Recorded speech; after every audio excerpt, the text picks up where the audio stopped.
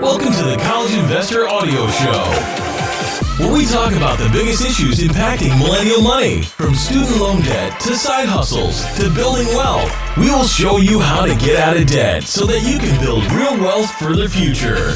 Hello there, and welcome to another College Investor Audio Show. So glad to have you a part of things. And today we're taking a look at how to make a budget and the tips and tools to actually make it work. If you really want to control and gain control of your cash, a budget is one of the best tools to help you control your spending and also to achieve your financial goals. But starting to budget can be a pain. Here's a step-by-step guide on budgeting and how to make a budget that actually works. So the number one thing you need to make a budget is you need a reason to budget. If you don't have a compelling reason to budget, a budget is just a stupid plan telling you to spend less money. You won't stick with the stupid plan. So why are you budgeting? Sometimes your reason will be tangible and short-term. Well, you may just want to pay for a specific trip, for a wedding, or just to get rid of all your debt. Other times, your reason will feel kind of nebulous. You want to feel in control of your finances. You're trying to combine finances with a partner, or you want to cut down on friction in your relationship. As long as the goal is meaningful to you, the budget can be successful. With that, let's get started. Step number 1. Get to know your numbers. All right, so once you know why you're budgeting, you'll want to get some data about your income and spending. Your historic income and spending are the best predictors of your future behavior. If you understand where your money went for the past few months, you can make a plan for where it should go for the next few weeks. Now, the best way to get information about your spending is to use some sort of app. You can connect your accounts to the app, and the app will categorize spending for you. Some of our favorites are Emma, YNAB, Tiller, Clarity Money, and Personal Capital. You can compare them at thecollegeinvestor.com. We actually have a few reviews for you to check out too. All 5 of the apps allow you to categorize spending and get insights into your income and spending habits. Here's step 2. Decide on a budgeting strategy for this month. So once you have some data, information about your historic spending, you'll want to decide on a budgeting strategy for the month ahead. Or you can budget from pay period to pay period if you prefer to do that too. You don't need to commit to this strategy for life. It's just for your first attempt at a budget. Now, these are some of the most popular budgeting strategies that actually do work. Okay, the first one we're going to talk about is zero-based budget. It's basically a budget where you tell every dollar what to do. Every dollar has a job. The tool You Need a Budget is designed specifically to help you build zero-based budgets. In a zero-based budget, you list your income. Then subtract savings and investments and fixed bills. Then you allocate the remaining funds to discretionary categories like groceries, entertainment, and travel. The zero-based budget is a great budgeting method for people with volatile incomes. It can help you see ways to adjust your spending and savings based on the income you're actually earning. However, it can be so time-consuming to make this budget that many people find it's really not sustainable for the long run. An account for everything. This is another method.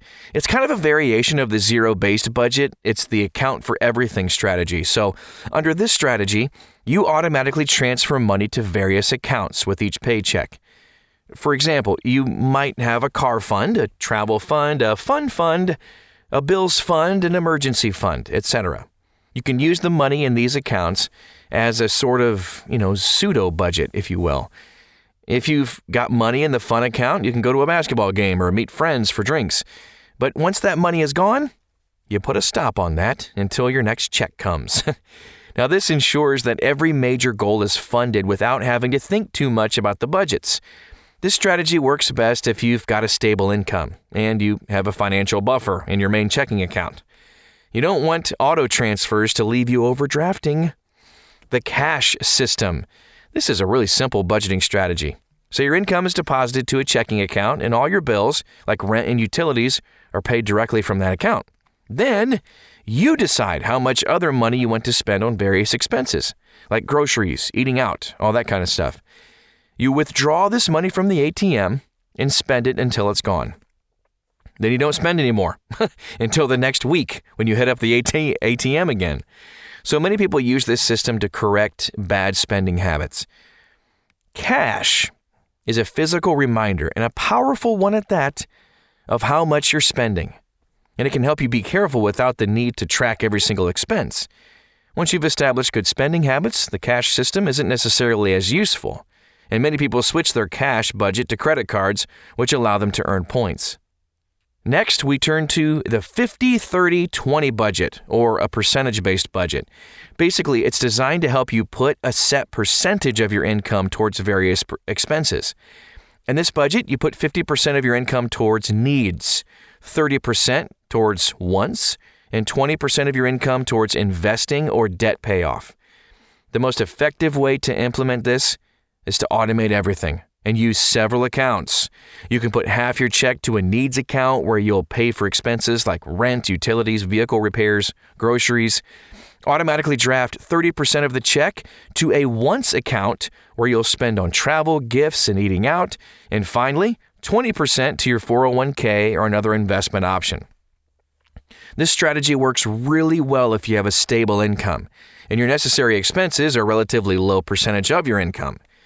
However, the specific 50-30-20 breakdown doesn't work for people earning lower incomes, variable incomes, or who have high expenses. Save off the top is a different strategy. It's the last one we're going to talk about today. Kind of a variation on the percentage-based budget, but under the save off the top strategy, you save or invest a fixed percentage of your income. Aim for 20 to 50%, by the way. Once that money is stashed, you can spend the rest as you see fit. There's no particular breakdown between needs and wants, so you can simply track the amount in your checking account to see if you can keep spending. This strategy can work for people who don't want to be in the weeds with their finances, but want to make progress towards their goals too. However, if you're in a couple with completely shared finances, you might want to be careful with this one. It can be easy for both partners to accidentally overspend when there isn't a clear definition about how the money is to be spent. Step number 3. All right, so record your budget. With the strategy selected out of the list, or maybe you come up with something else on your own, it's time to record your budget. You can either write down the budget with pen and paper, use a spreadsheet, or use an app in their built-in budget option. Be sure to build the budget based on your take-home pay. You don't want to overspend because you forgot about taxes. Here's step 4. Track progress and adjust. So throughout the month, you'll want to track your spending. Use one of the apps mentioned before, and then compare your spending to your budget. If you wrote your budget with pen and paper, you might want to keep a spending journal as well. So at some point, you'll probably run into an unexpected expense. It's going to happen. Do your best to adjust your budget to accommodate the expense. Ideally, you can find areas to cut back so you can avoid going into debt. If you can't cut back, you can try to earn more money to make ends meet. Even if the budget turns out to be useless for the first month or two, keep trying. Eventually, you'll create a spending budget and plan that helps you achieve your financial goals. So here are some tips for making a budget that works. The best budget is the one you'll use. That's the best one. There's no budgeting system that's perfect. They all have advantages and disadvantages, of course. But if the budget helps you, it's useful enough. Budgets are a guideline, not a law. It's impossible to have a perfect budget. You'll never predict the exact amount that you'll spend in every single category every month. A budget will allow you to see that you're overspending in one category, so you can, throttle your spending in another category to make up the difference. Budgeting takes a few tries. Using a budget it really does take some time. So at first, you might feel like you're hit by unexpected expenses all the time. Or you may feel that your budget is usually a little bit too tight. It may take anywhere from a few months to a year to feel like the budget is really starting to help you. Budgets also aren't forever. Remember that. I've been budgeting regularly for over a decade. In that time, no budget has lasted longer than a few months. I've had low, irregular incomes, high, stable income, and everything else in between. I've had periods with low expenses, high expenses, I'm looking at you, daycare, and everything else in between. So every time I enter a new phase of life, my budget changes. That's just fine, because the budget helps me balance current and future priorities. Budgeting becomes easier over time. This is our last tip. Once you gain an understanding of your income and spending habits, proactively making a budget will become easier.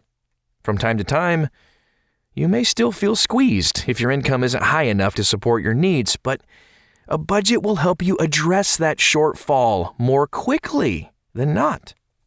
That's all we have for you today. I hope that helps. Just to give you some tips on how to budget and make it work, because we just want to come alongside of you and help you along in your journey. You're awesome. Thanks so much for stopping by today to the College Investor Audio Show.